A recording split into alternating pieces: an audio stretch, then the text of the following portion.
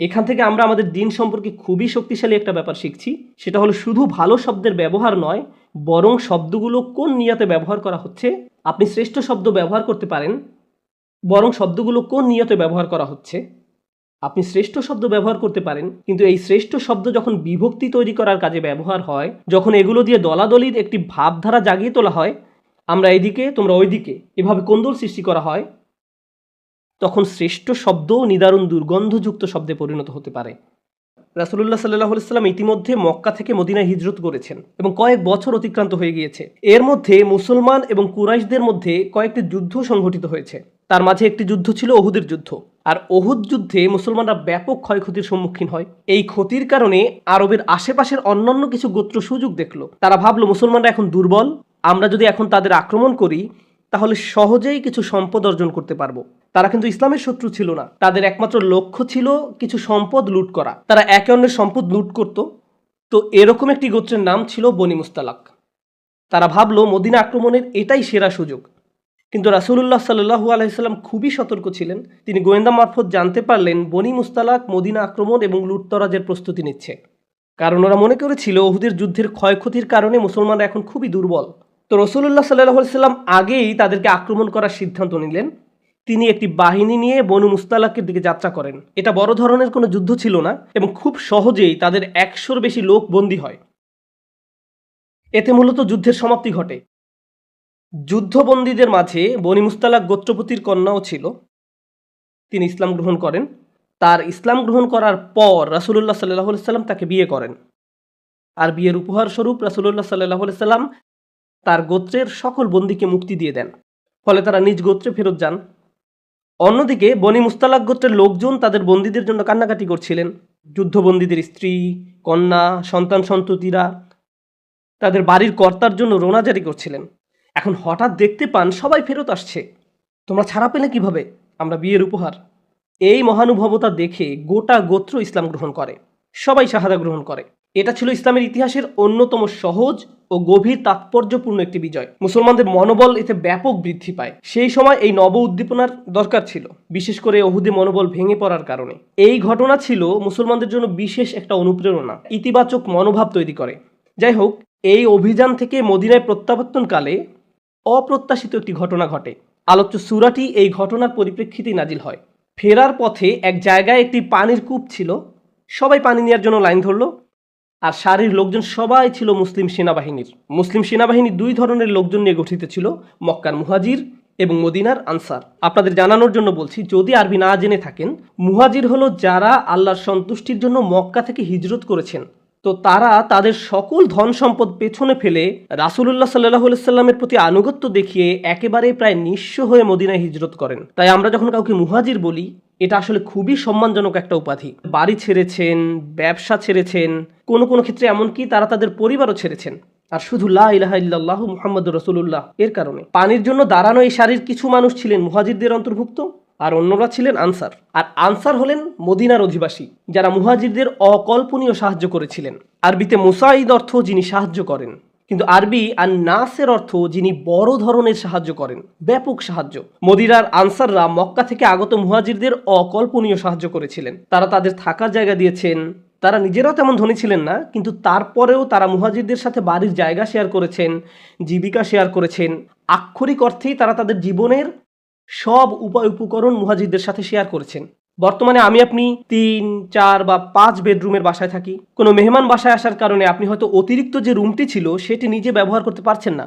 আর তখনকার সময় তাদের বাড়ি ছিল 1 রুমের, এতটুকুই ছিল। কোনো আলাদা রুম তৈরি করতে হলে মাঝখানে চাদর টাঙাতে হতো, এই দেখো আলাদা রুম। আর মুহাজিররা শুধু 1 দিন বা 2 দিন বেড়াতে আসেননি, এভাবে 2টি পরিবার একসাথে বসবাস করত। আনসাররা যা করেছেন তা ছোট কোনো ব্যাপার ছিল না। বলছেন ওয়ায়ুসিরুনা আলা আনফুসিহিম ওয়ালাউ কানা বিহিম খাসাসা, এবং যারা নিজেদের অভাব থাকা সত্ত্বেও নিজেদের উপর তাদেরকে অগ্রাধিকার দেয়। যদিও তাদের ক্ষুধা তাদেরকে কষ্ট দিচ্ছে, তারা শুধু 1 বার বা 2 বার ক্ষুধায় কষ্ট পেয়েছেন এমন নয়। তো যাই হোক, মুহাজির এবং আনসারদের কিছু লোক পানির জন্য লাইনে দাঁড়িয়ে আছেন। সে সময় মক্কার এক মুহাজির, যার নাম ছিল জাহজাহ, মজার একটা নাম, জাহজাহ। তিনি ছিলেন হযরত উমরের দাস। তিনি লাইনে দাঁড়ানো অবস্থায় মদিনার খাজরাজ গোত্রের এক সদস্যের সাথে তর্কে জড়িয়ে পড়েন, যার নাম ছিল সিনান ইবনে উবার। জাহজা এবং সিনান পরস্পর ঝগড়ায় জড়িয়ে পড়েন এবং এক পর্যায়ে জাহজা সিনানকে লাথি মারেন, সজোরে লাথি। এর ফলে আনসার সাহাবী সিনান খুবই মনক্ষুণ্ণ হয়ে পড়েন। তুমি তুমি মক্কা থেকে এসেছো আর আমার সাথে এমন করছো? তুমি আমার সাথে এমনটি করতে পারো না। তিনি চিৎকার করে আনসারদের ডাক দিলেন, ইয়া মাআশার আল আনসার। তিনি চিৎকার করে আনসারদের ডাক দিলেন। আরেক বর্ণনা এসেছে ইয়া আল আনসার, অর্থাৎ হে আনসারীরা, মদিনার আনসাররা, এদিকে আসো, দেখো এই লোক আমার সাথে কি করছে। অন্যদিকে জাহাজা বলল, ও তুমি আমার বিরুদ্ধে তোমার দলবল ডাকছো? আমারও দলবল আছে। তিনি বলে উঠলেন, ইয়া আল মুহাজিরিন। ক্যাম্পের সকল মুহাজির তার পেছনে এসে জড়ো হলো। যেটা শুরুতে ছিল মাত্র দুই ব্যক্তির ঝগড়া, একটু পরেই তা দুই দলের ঝগড়ায় পরিণত হলো। সবাই মারামারি করার জন্য প্রস্তুত, কারণ তারা সবাই লম্বা ভ্রমণে ক্লান্ত এবং ঠিকমতো চিন্তা করতে পারছিলেন না। আলোচনা সামনে আগানোর পূর্বে এই ব্যাপারটাতে একটু ফোকাস করতে চাই। কোত্থেকে উদয় হলো? যখন আপনি লা ইলাহা ইল্লাল্লাহ বলেন, আপনার জাতীয়তা এখন আর মুখ্য কোনো বিষয় নয়। আপনি কোন গোত্রের সেটাও মুখ্য বিষয় নয়। আপনি কোন ভাষায় কথা বলেন তাও মুখ্য বিষয় নয়। এখন অন্য একজন মানুষের সাথে আপনার সম্পর্ক নির্ধারিত হয় এই সব কিছুর চাইতেও গুরুত্বপূর্ণ একটি বিষয় দিয়ে, তা হলো লা ইলাহা ইল্লাল্লাহ। আর সাহাবারা এটা জানতেন। ব্যাপারটা এমন নয় যে তারা বুঝতেন না। অন্য একজন মুসলমানের সাথে আমাদের যে ইমানের বন্ধন রয়েছে, সেটাই আমাদের জীবনের একমাত্র বন্ধন নয়। আমাদের গোত্রীয় বন্ধন রয়েছে, দেশ হিসাবে আমাদের একটি পরিচয় আছে, আমাদের ভাষাগত এবং জাতিগত পরিচয় রয়েছে। এখন আপনি যদি বাংলাদেশি হয়ে থাকেন আর একজন বাংলাদেশি আপনার কাছে এসে বসে এবং আপনারা দুজন কথা বলতে শুরু করেন, এতে কোনো সমস্যা নেই, কারণ ভাষাগত দিক থেকে আপনাদের মাঝে একটা বন্ধন রয়েছে। এটা প্রাকৃতিক। আপনি যদি নিউ ইয়র্ক সিটিতে যান, দেখবেন গোটা অঞ্চল ম্যান্ডারিন ভাষায় অধ্যুষিত। এমনকি দোকানের সাইনবোর্ডগুলো চাইনিজ ম্যান্ডারিন ভাষায় লেখা। অন্য প্রতিবেশী অঞ্চল পাবেন যা গ্রিক অধ্যুষিত। আবার কোনো কোনো অঞ্চল সম্পূর্ণ আরব অধ্যুষিত। আবার কোনো কোনো পাড়া শুধু আরব নয়, বরং ইয়েমেনি অধ্যুষিত। কেউ পাঞ্জাবি, আবার কেউ সম্পূর্ণ বাংলাদেশি। এমনটা হয় কারণ প্রকৃতিগতভাবে মানুষ পরিচিত মানুষদের কাছাকাছি থাকতে পছন্দ করে। আমরা মানুষ, তাই এমন আচরণ করি।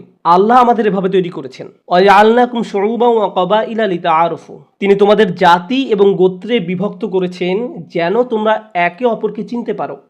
এখন আমি আপনাদের যে ব্যাপারটার উপর ফোকাস করতে বলবো তা হলো, সে সময় ওই দুইজন সাহাবী যে নাম ধরে নিজ নিজ দলের লোকজনকে আহ্বান করেছিল, তা আসলে কোনো জাতিগত নাম ছিল না। এভাবে বলা হয়নি ইয়া আহলাল মক্কা বা ইয়া আহলাল ইয়াসরিব, হে মক্কার মানুষেরা বা মদিনার মানুষেরা। তারা ব্যবহার করেছেন মুহাজিরিন এবং আনসার শব্দদ্বয়। জাতিগত উৎপত্তির সাথে কোনো সম্পর্ক নেই, জাতীয়তার সাথেও এর কোনো সম্পর্ক নেই। এই দুই শব্দের সাথে অঞ্চলগত কোনো সম্পর্কও নেই। সম্পর্ক আসলে অবদানের সাথে। অবদানের উপর ভিত্তি করেই কেউ মুহাজির আর কেউ আনসার। মুহাজিরদের অবদান হলো তারা হিজরত করেছেন। তো আমি যে বিষয়টা বুঝাতে যাচ্ছি তা হলো, তারা যে দুটি শব্দ ব্যবহার করেছেন তা মূলত খুবই সুন্দর দুটি শব্দ। এই মানুষগুলোর মহত্ব বর্ণনা করতে গিয়ে আল্লাহ এই শব্দগুলো কোরআন মাজিদে ব্যবহার করেছেন। এগুলো ছোট কোনো শব্দ নয়। যে কোনো জাতির মর্যাদার চাইতেও এই শব্দগুলোর মর্যাদা অনেক বেশি। একদিকে এখানে মারামারি লেগে যাওয়ার একটা সম্ভাবনা তৈরি হয়েছে, আবার অন্যদিকে এখানে একটি সৌন্দর্যও পরিলক্ষিত হয়। মক্কার সাহাবীরা নিজেদেরকে মক্কার মানুষ হিসেবে দেখার পরিবর্তে প্রথমে মুহাজির হিসেবে দেখলেন। মদিনার সাহাবীরা নিজেদেরকে মদিনার মানুষ হিসেবে দেখার পরিবর্তে প্রথমে আনসার হিসেবে দেখলেন। কিন্তু মাথায় একটা কিছু বলছে, তোমরা বাহিরের অঞ্চল থেকে এসেছো আর আমরা তোমাদের সাহায্য করেছি, তুমি আমাকে এভাবে লাথি দিবে? গোত্রীয় প্রথার কিছু একটা তখন মাথাচাড়া দিয়ে উঠেছিল। এই ঘটনার কথা রাসূলুল্লাহ সাল্লাল্লাহু আলাইহি সাল্লামকে জানানো হলো। তিনি বললেন, দাউহা, পরিত্যাগ করো, পরিত্যাগ করো। ফা ইন্নাহা কালিমাতুন মুমতিনা। এটা একটা মুমতিনা শব্দ। মুমতিনা অনুবাদ করা কিছুটা কঠিন। ইবনে মানজুরের লিসানুল আরব গ্রন্থে এর অনুবাদ করা হয়েছে। লিসানুল আরব গ্রন্থে এর অনুবাদ করা হয়েছে রাইহা আল কারিহা, বিরক্তিকর দুর্গন্ধ, ঘৃণিত গন্ধ। রাসূলুল্লাহ সাল্লাল্লাহু আলাইহি সাল্লাম বলেছেন, তারা যে শব্দগুলো ব্যবহার করেছে তা নিদারুণ দুর্গন্ধযুক্ত। ত্যাগ করো। যখন কোনো কিছুর দুর্গন্ধ ছড়িয়ে পড়ে আমরা তার থেকে দূরে সরে পড়ি, এমন একটি চিত্রই রাসূলুল্লাহ সাল্লাল্লাহু আলাইহি সাল্লামের কথা থেকে পাওয়া যায়। এখানে যে শব্দগুলো ব্যবহার করা হয়েছে তা এতই দুর্গন্ধযুক্ত যে এখান থেকে দূরে সরে পড়ো, একে প্রশ্রয় দিও না, এর কাছেও যেও না, এটা নিয়ে আর কথাও বলতে যেও না। তারা কি কোনো খারাপ শব্দ ব্যবহার করেছে? তারা কি কোনো মন্দ ভাষা ব্যবহার করেছে? তারা খুবই সুন্দর দুটি শব্দ ব্যবহার করেছে। এই শব্দগুলো কোরআনে উল্লেখ করা হয়েছে। কোরআনে আল্লাহ তাআলা এই মানুষগুলোর প্রশংসা করেছেন, আর এগুলো কোরআনের সবচেয়ে সুন্দরতম উপায়ে ব্যবহার করা হয়েছে। কিন্তু তারপরও আল্লাহ রাসূল সাল্লাল্লাহু আলাইহি সাল্লাম এগুলোকে নিদারুণ দুর্গন্ধযুক্ত বলেন, যা থেকে তোমাদের দূরে সরে যাওয়া উচিত। এখান থেকে আমরা আমাদের দিন সম্পর্কে খুবই শক্তিশালী একটা ব্যাপার শিখছি। সেটা হলো শুধু ভালো শব্দের ব্যবহার নয়, বরং শব্দগুলো কোন নিয়তে ব্যবহার করা হচ্ছে। আপনি শ্রেষ্ঠ শব্দ ব্যবহার করতে পারেন, বরং শব্দগুলো কোন নিয়তে ব্যবহার করা হচ্ছে। আপনি শ্রেষ্ঠ শব্দ ব্যবহার করতে পারেন, কিন্তু এই শ্রেষ্ঠ শব্দ যখন বিভক্তি তৈরি করার কাজে ব্যবহার হয়, যখন এগুলো দিয়ে দলাদলির একটি ভাবধারা জাগিয়ে তোলা হয়, আমরা এইদিকে তোমরা ওইদিকে এভাবে কোন্দল সৃষ্টি করা হয়, তখন শ্রেষ্ঠ শব্দও নিদারুণ দুর্গন্ধযুক্ত শব্দে পরিণত হতে পারে। বরং এই শব্দগুলো উচ্চারণের পেছনে কি কারণ বর্তমান ছিল তাও গুরুত্বপূর্ণ। আমাদের বোঝার জন্য বলছি, বিভিন্নভাবে আলহামদুলিল্লাহ বলা যায়। কেউ আপনাকে জিজ্ঞেস করলো দিনকাল কেমন যাচ্ছে, সুন্দরভাবে বললেন আলহামদুলিল্লাহ। অন্য একদিন কেউ জিজ্ঞেস করলো দিনকাল কেমন যাচ্ছে, আমি অনেক সমস্যার মধ্যে দিয়ে যাচ্ছি, তারপরও আলহামদুলিল্লাহ বলা উচিত, আলহামদুলিল্লাহ। আপনি যখন কাউকে সালাম দিবেন তখন আপনার মাঝে কোনো বিতর্ক থাকে না। সালাম দেওয়ার মাধ্যমে আপনি আসলে বলছেন আমার এবং আপনার মাঝে শান্তি বজায় আছে, আর আমি আশা করি আপনার জীবনের সব কিছুতেই শান্তি বজায় থাকুক। আমি দোয়া করছি আল্লাহ আপনার উপর শান্তি বর্ষিত করুন, আমরা ভালো আছি এবং আমাদের মাঝে কোনো সমস্যা নেই। আপনি যখন কাউকে মেজাজ খারাপ করে সালাম দেন, সেটা শান্তিপূর্ণ নয়, এটা নোংরা সালাম। সুন্দর একটি শব্দ, কিন্তু ব্যবহার করা হয়েছে দুর্গন্ধযুক্ত উপায়ে। রাসূলুল্লাহ সাল্লাল্লাহু আলাইহি সাল্লাম এই ব্যাপারটাতেই ফোকাস করেছিলেন, ইন্নাহা কালিমাতুন মুমতিনা। এখানেই ঘটনার সমাপ্তি হয়নি, কিন্তু এখান থেকে যে ব্যাপারটি আমাদের উপলব্ধি করা প্রয়োজন, আমাদের মুসলমানদের বিভিন্ন সংগঠন সমাজে বিভিন্ন ধরনের অবদান রেখে চলছে। আপনি হয়তো বাইয়েনা ক্যাম্পাসে বসে বসে কোনো খুতবা শুনছেন। বাইয়েনা একটি নাম মাত্র, এটা একটা লেবেল। এছাড়াও যুক্তরাষ্ট্রে আরও মুসলিম শিক্ষা প্রতিষ্ঠান রয়েছে, যেমন জাইতুনা, আল মাগরিব, মিশকাত বিশ্ববিদ্যালয়। এছাড়াও বিশ্বের নানা প্রান্তে আরও বিশ্ববিদ্যালয় রয়েছে যারা বিভিন্নভাবে মুসলমানদের শিক্ষা দিয়ে যাচ্ছেন। দাওয়ার সংগঠন আছে, রিলিফ দেওয়ার সংগঠন আছে। উদাহরণস্বরূপ আমাদের আমেরিকাতে অনেকগুলো 4 অক্ষরের সংগঠন রয়েছে, ইসনা, ইকনা। 3 অক্ষরের সংগঠনও আছে, যেমন ম্যাস ইত্যাদি। আমাদের এত সব সংগঠন দেখে অনেক মানুষ এভাবে বলে ওঠে, আমাদের এত বেশি সংগঠন কেন? মুসলমানদের তো এক থাকার কথা, আমাদের একটা মাত্র সংগঠন থাকা উচিত। অথচ এমনকি কোরআনেও আল্লাহ কি মুসলমানদের মুহাজির এবং আনসার নামক 2টা লেবেল দ্বারা আলাদা করেছেন? হ্যাঁ, করেছেন। তাদের অবদানের উপর ভিত্তি করে তিনি এটা করেছেন। এই সকল সংগঠনের কাজের জায়গা এবং ক্ষেত্র ভিন্ন ভিন্ন। আমরা খুবই ভাগ্যবান যে আমরা এমন একটি শহরে বাস করছি যেখানে শত শত মসজিদ রয়েছে। আমরা যদি সবাই একটি সংগঠনের আন্ডারে কাজ না করে থাকি, কি হয়েছে তাতে? এতে কি হয়েছে যদি কিছু মানুষ কোনো একটি দোকানের সামনের অংশে নামাজ পড়া শুরু করে, পরে ধীরে ধীরে সেখানে একটি মসজিদ গড়ে ওঠে? আমেরিকাতে অনেক মসজিদ এভাবেই গড়ে উঠেছে। এই মসজিদগুলো একে অন্যের সাথে প্রতিযোগিতায় লিপ্ত নয়। আপনি যদি কোনোটাতে ভলান্টিয়ার হয়ে থাকেন, আপনি এখন সেই মসজিদের অংশ, আপনি ভালো কিছুর অংশ, আর এটা বিভক্তি নয়। কিন্তু যখনই আপনি এই সুন্দর সুন্দর শব্দগুলো, সংগঠনের নামগুলো, যা মূলত আমাদের দিনে অবদানের প্রতিনিধিত্ব করে এবং আমাদের দিনের সেবা করার একটি প্রচেষ্টার নাম, যখন এই নামগুলো ব্যবহার করা শুরু করেন বিভক্তি তৈরি করার জন্য, নিজেকে শ্রেষ্ঠ প্রমাণ করার জন্য, অথবা প্রতিযোগিতায় আপনি কিভাবে এগিয়েছেন তা প্রমাণ করার জন্য, তখন এই নামগুলোই দুর্গন্ধযুক্ত শব্দে পরিণত হয়। যদি মুহাজিরুন এবং আনসার শব্দ দুটি দুর্গন্ধযুক্ত শব্দে পরিণত হতে পারে, তাহলে অন্য নামের ক্ষেত্রে কি বলবেন? অন্য মাযহাবের ক্ষেত্রে, অন্য মাদ্রাসার ক্ষেত্রে, অন্য মসজিদের ক্ষেত্রে? আমাদের পরিষ্কারভাবে চিন্তা ভাবনা করে দেখতে হবে রাসূলুল্লাহ সাল্লাল্লাহু আলাইহি সাল্লাম এখানে কি বলেছেন। যখন তিনি এই কথা বললেন, তখন অন্য একটি বর্ণনা মতে কেউ একজন রাসূলুল্লাহ সাল্লাল্লাহু আলাইহি সাল্লামের নিকট এসে বলল সে তাকে লাথি মেরেছে। তখন রাসূলুল্লাহ সাল্লাল্লাহু আলাইহি সাল্লামের উত্তর কি ছিল জানেন? তিনি বলেছেন, লা বাস, চিন্তা করো না, এটা কোনো বড় ব্যাপার না, এটা কোনো ব্যাপার না। কেন এটা বড় ব্যাপার নয়? তাকে লাথি মেরেছে। এখানে রাসূল সাল্লাল্লাহু আলাইহি সাল্লাম আমাদের খুবই শক্তিশালী একটি ব্যাপার শিক্ষা দিচ্ছেন। কখনো কখনো মুসলমানদের নিজেদের মধ্যে কোন্দল দেখা দিতে পারে, কখনো কখনো এই কোন্দল কুৎসিত রূপ ধারণ করতে পারে। এরকম হলে আপনার প্রচণ্ড রাগ হয়, আপনি তখন এই ঘটনার ন্যায় বিচার চান। কাউকে তো এর মূল্য দিতে হবে। যখন আপনি এভাবে ন্যায় বিচার দাবি করেন, চারদিকে উচ্চ আওয়াজ তোলেন, মানুষজন জড়ো করেন, সবাইকে মনে করিয়ে দেন একজন মুসলিম অন্য একজন মুসলিমের বিরুদ্ধে কি করেছিল, আপনি আসলে ন্যায় বিচার চাওয়ার মাধ্যমে বিভক্তি তৈরি করছেন। আপনাকে রাসূলুল্লাহ সাল্লাল্লাহু আলাইহি সাল্লামের সুন্নাহ থেকে শিখতে হবে যখন তিনি বলেছিলেন এটা কোনো ব্যাপার না। কারণ যখন এটাকে বড় ইস্যুতে পরিণত করতে চাইবেন, আপনি আসলে ন্যায় বিচার দাবি করার মাধ্যমে সমাজে বিশৃঙ্খলা এবং বিভক্তি তৈরি করছেন। এমন কিছুর জন্য অনেক বেশি বিশৃঙ্খলা তৈরি করছেন যা সহজেই সমাধান করা যেত। ভদ্র উপায়ে কোনো রকম উত্তেজনা তৈরি না করে এর সমাধান করা যেত। ঘটনাটি ছিল মাত্র 2 ব্যক্তির মাঝে। হ্যাঁ, খারাপ কিছু ঘটেছে, আর ঘটেছে মাত্র 2 ব্যক্তির মাঝে। কিন্তু কয়েক সেকেন্ডের মধ্যে আনসার এবং মুহাজিরদের 2 গ্রুপ ঘটনায় জড়িয়ে পড়ল। কত অল্প সময়ের মধ্যে ছোট একটা বিষয় বিশাল একটা ঘটনায় পরিণত হলো। একজন এভাবে বলতে পারতো যে ভাই, আমি আজকে অনেক পরিশ্রম করেছি, আমি ক্লান্ত, ঠিকভাবে চিন্তা করতে পারিনি, তোমাকে আমার লাথি মারা ঠিক হয়নি, আমি ক্ষমা চাচ্ছি, ঘটনা শেষ। এটাকে নিয়ে বিশাল এক কারবার বানানোর তো দরকার নেই। কিন্তু এমন অনেক সুযোগ সন্ধানী আছে যারা ছোট একটি ঘটনাকে বিশাল এক বিরোধে পরিণত করতে চায়, দাবানল তৈরি করে ফেলতে পারে। এরা এমন সুযোগের প্রতীক্ষায় থাকে। এরকম বাস্তবতা সব সময় থাকবে। এমন অনেক মানুষ আছে যারা মানসিকভাবে এতটা অসুস্থ যে এরা বিভিন্ন স্কলারদের আলোচনা শুনবে, তারপর কিছু বিষয়ে কয়েকজন আলেমের মাঝে মতানৈক্য খুঁজবে, এরপর উদ্দেশ্য প্রণোদিতভাবে একজনের কাছে গিয়ে আস্তে আস্তে করে বলবে, জানেন উনি তো আপনার অমুক কথার সাথে একমত নয়। এরা এমনটা করে কারণ এরা চায় দুজনের মাঝে ঝগড়া বেঁধে থাক। এদের নিকট এটা এক ধরনের অসুস্থ বিনোদন। এরা বক্সিং খেলার ফাইট দেখে আনন্দ পায় না। এরা আনন্দ উপভোগ করে মুসলমানদের দুই দলের মাঝে, দুই আলেমের মাঝে বিতর্ক দেখে, ঝগড়া দেখে। এটাই তাদের খেলা। এমন আচরণ বিকৃত রুচির পরিচয় বহন করে। এটা মানসিক অসুস্থতার পরিচয় বহন করে। এর থেকে বিরত থাকুন। যখন এই মারামারি বেঁধে যাওয়ার উপক্রম হলো, রাসূলুল্লাহ সাল্লাল্লাহু আলাইহি ওয়াসাল্লাম মূলত পরিস্থিতি ঠান্ডা করার উপদেশ দিলেন। কিন্তু অন্যদিকে সুযোগ সন্ধানী মুনাফিক নেতা আব্দুল্লাহ ইবনে উবাই এই ঘটনার কথা জানতে পারল। স্পষ্টত সেও মুসলিম সৈন্য দলের অন্তর্ভুক্ত, তার শরীরে তো আর মুনাফিক লেখা নেই। সে এখানে সুযোগ দেখল। সে তার দলবলের সবাইকে একটি ক্যাম্পে আহ্বান করলো, রাসূলুল্লাহ সাল্লাল্লাহু আলাইহি ওয়াসাল্লামের ক্যাম্প থেকে অনেক দূরে। সবাইকে ডাকলো এবং বসতে বলল, দেখো هذا ما فعلتم بأنفسكم তোমরা নিজেদের কেমন ক্ষতি করেছো।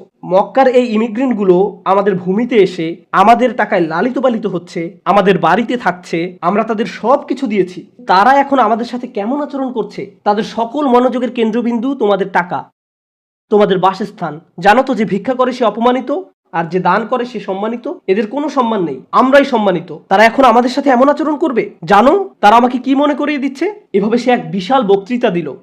তারা আমাকে অতীত আরবদের একটা কথা মনে করিয়ে দিচ্ছে, কুকুরকে খাইয়ে মোটা তাজা করো যেন একদিন তা তোমাকে কামড়িয়ে দেয়। সে তার বক্তৃতায় মুহাজিরদেরকে কুকুর বলে সম্বোধন করলো।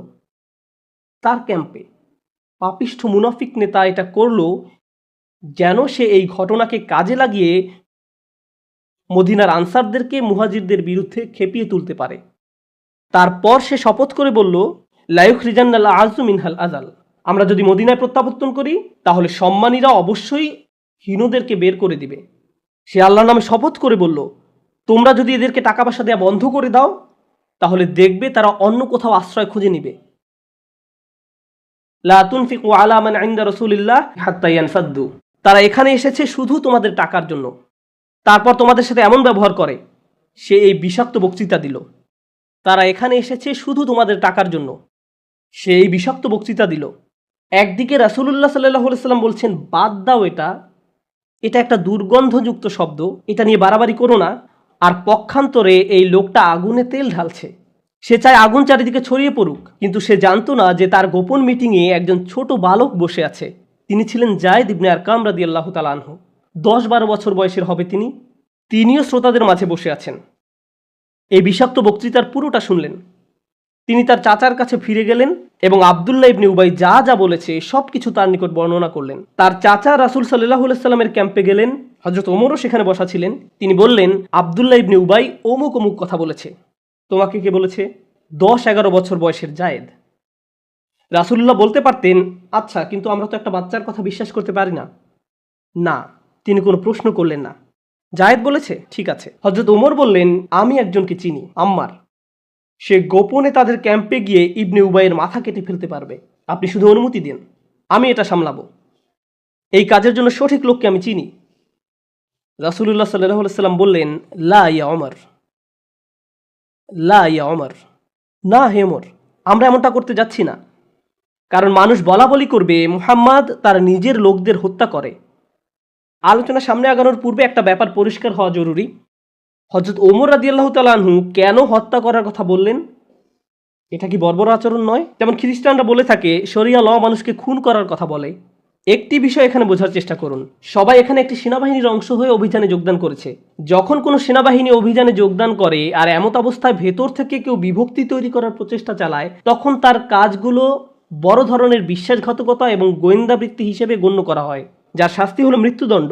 কারণ সে গোটা সেনাবাহিনীকে বিপদে ফেলছে। পৃথিবীর সব সেনাবাহিনীতে এই আইন মানা হয়, প্রাচীনকাল থেকে শুরু করে আজ পর্যন্ত।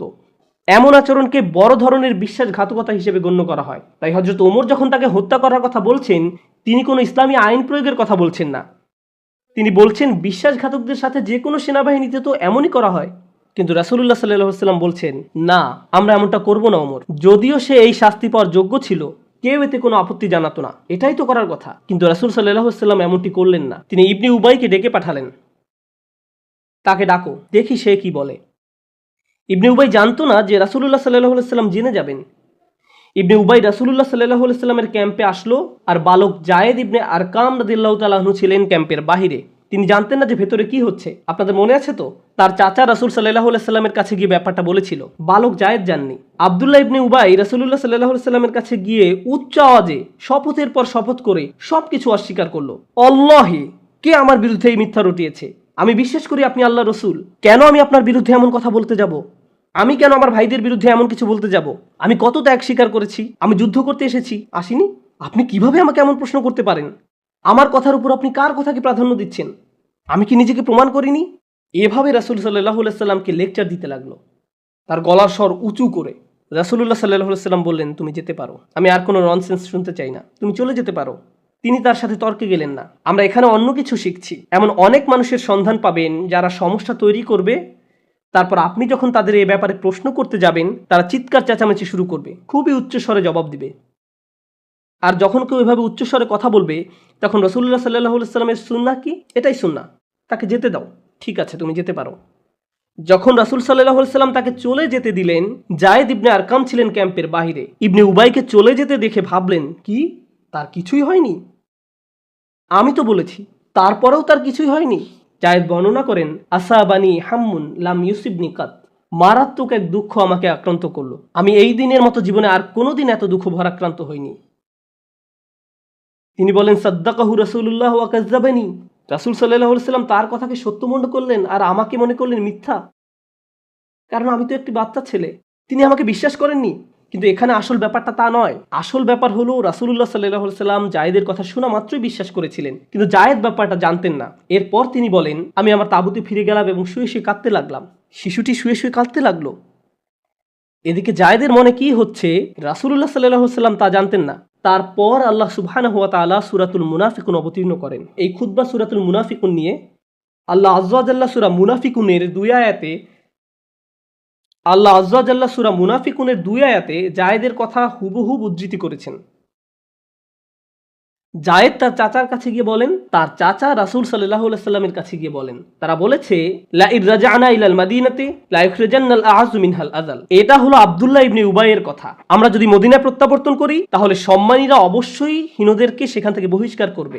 আর কুরআন বলছে, ইয়াকুলুনা লা ইর রাজা'না ইলাল মাদিনাতি লা ইখরিজান্নাল আ'আযু মিনহাল আযাল ওয়ালিল্লাহিল ইজ্জাতু ওয়া লিরাসূলিহি ওয়াল মুমিনিন। সুবহানাল্লাহ, হুবহু জায়েদের বর্ণিত এই কথা কুরআনে এসেছে। সে জানিয়েছিল, মুনাফিকরা আরো বলেছে, রাসূলের সঙ্গী সাথীদের জন্য অর্থ ব্যয় করো না। লা তুনফিকু আলা মান ইনদা রাসূলিল্লাহ হাত্তা ইয়ানফাদ্দু। আয়াত এসে গেল, হুমুল্লাযীনা ইয়াকুলুনা লা তুনফিকু আলা মান ইনদা রাসূলিল্লাহ হাত্তা ইয়ানফাদ্দু। যখন রাসূলুল্লাহ সাল্লাল্লাহু আলাইহি ওয়াসাল্লামের নিকট সূরা অবতীর্ণ হলো, তিনি জায়েদকে ডাকতে বললেন। সে একা একা কাঁদছিল। তিনি জায়েদকে ডাকলেন, বসতে বললেন, তার হাঁটুর উপর হাত রাখলেন, তারপর বললেন, লাকাদ সাদাকাল্লাহ, অর্থাৎ আল্লাহ তোমাকে সত্যবাদী প্রমাণ করেছেন। তিনি জায়েদের নিকট সম্পূর্ণ সূরা তিলাওয়াত করে শোনালেন। 11 বছরের এই বাচ্চার নিকট অন্য কেউ এই সূরা শোনার পূর্বে জায়েদ শুনল। এই সূরার অসংখ্য উদ্দেশ্য রয়েছে। এর অন্যতম একটি অন্তর্নিহিত উদ্দেশ্য হলো এই শিশুর মন ভালো করে দেয়া। এই শিশু যে ঘটনার কথা জানিয়েছিল, এই সূরার ভেতরে শিক্ষার পর শিক্ষা। সুবহানাল্লাহ, এই সূরার ভিতরে শিক্ষার পর শিক্ষা, শিক্ষার পর শিক্ষা রয়েছে, এবং এই গভীর তাৎপর্যপূর্ণ ছোট্ট ঘটনার ভেতরে। আর সূরার আয়াত সংখ্যা মাত্র 11। উপসংহারে এসে যে বিষয়টার উপর জোর দিতে চাই তা হলো, এই সম্পূর্ণ ঘটনাটি একটি বিষয়বস্তু দ্বারা সংযুক্ত, আর তা হলো অন্তরের কোমলতা। বিশ্বাসীদের ভাই ভাই হয়ে থাকার কথা, ইন্নামাল মুমিনুনা ইখওয়াহ। কিন্তু এই ভ্রাতৃত্ববোধ ধ্বংস করে দেয়া খুবই সহজ, খুব সহজ। বেশি কিছু লাগে না। কখনো কখনো এমনকি গালি দেওয়ারও দরকার হয় না। ভালো শব্দও যদি খারাপ ইঙ্গিতে বলা হয়, আল্লাহ আমাদের অন্তরে যে জিনিসটি দিয়েছেন, ফাআল্লাফা বাইনা কুলুবিকুম, তোমাদের পরস্পরের অন্তরে তিনি যে ভালোবাসা তৈরি করে দিয়েছেন, অনেক যত্ন দিয়ে এর সংরক্ষণ করতে হবে। বিশেষ করে এই কথা তাদের জন্য অনেক বেশি প্রযোজ্য যারা যে কোনোভাবে দিনের সেবা করে যাচ্ছেন। আপনি হয়তো স্বেচ্ছাসেবামূলক কাজ করছেন, কোনো ইসলামী সংগঠনের সদস্য হয়ে কাজ করছেন, তখন আপনাকে অনেক বেশি সতর্ক থাকতে হবে যেন আপনারা একটি গ্যাংয়ে পরিণত না হন যারা অন্যদের সম্মানহানি করে কথা বলে। অতিরিক্ত সতর্ক থাকতে হবে। আপনি যদি এই কোমলতা উপলব্ধি করতে পারেন তাহলে পরবর্তী পর্যায়ের স্পর্শকাতর বিষয়টিও উপলব্ধি করতে পারবেন। আর তা হলো, আমরা এমনকি শিশুদের কথাকেও ফেলে দেই না। শিশুদের প্রতি আমরা তাদের অবজ্ঞা করি না, তারা আল্লাহর এক আশীর্বাদ।